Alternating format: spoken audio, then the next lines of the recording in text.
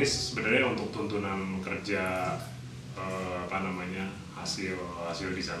Jadi real pekerjaan itu berdasarkan maket yang kita buat. Kalau bisa dilihat di sini kan bangunan itu sebenarnya udah skalatif dari ukuran-ukuran yang sebenarnya.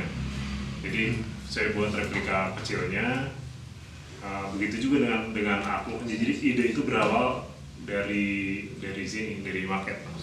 Konsep kekaryaan di Kitris ini, kalau saya ingin semacam mengkonservasi apa yang ada di isi bangunan God's Friend ini. Memang ada 2 pohon yang hilang, itu penting. Nah tapi saya sebenarnya punya konsepsi sendiri mengenai pohon, bahwa pohon itu memang menjadi sebuah melting pot gitu, apalagi pohon-pohon besar gitu ya. Melting pot, orang-orang tempat berkumpul, membuat jadi tempat berinteraksi, pasar, ada orang bisa makan, bisa bercukur di bawahnya segala macam gitu. Nah saya ingin bahwa si pohon besar ini ya menjadi naungan juga kan, menjadi naungan orang. Itu seperti dia bentuknya asosiasi, itu kan menjadikan naungan untuk seniman-seniman untuk tempat berkumpul gitu. Setiap kekaryaan saya itu sebenarnya ada riset sederhana lah, sama seperti ini juga gitu. Saya ingin tahu bangunan itu dulunya seperti apa sih. Ternyata memang ada 2 pohon itu. Nah dari situ kemudian saya buat sketsa, lalu kita bawa ke sana kan waktu itu. Jadi saya udah langsung menyodorkan ini tanpa, saya nggak mau merubah banyak mengenai ide sih, apalagi kaitannya dengan tema pameran Roots itu.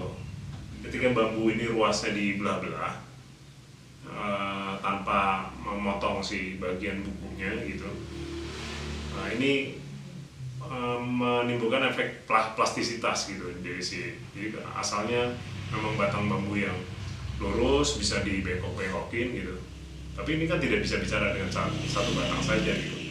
Nah ketika saya coba 10, ratusan, akhirnya 1000, 1500, 3000, itu memang yang paling banyak sejauh ini masih di Ratu Boko dengan 3000 bambu gitu.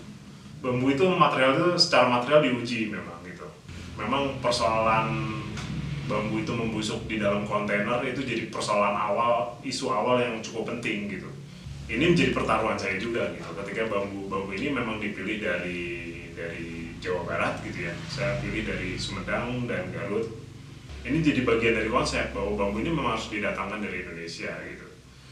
Ada prinsip-prinsip konstruksi yang dianut oleh masyarakat tradisional, ada juga yang orang modern, misalnya seorang arsitektur berhadapan dengan bambu tentu beda gitu kan.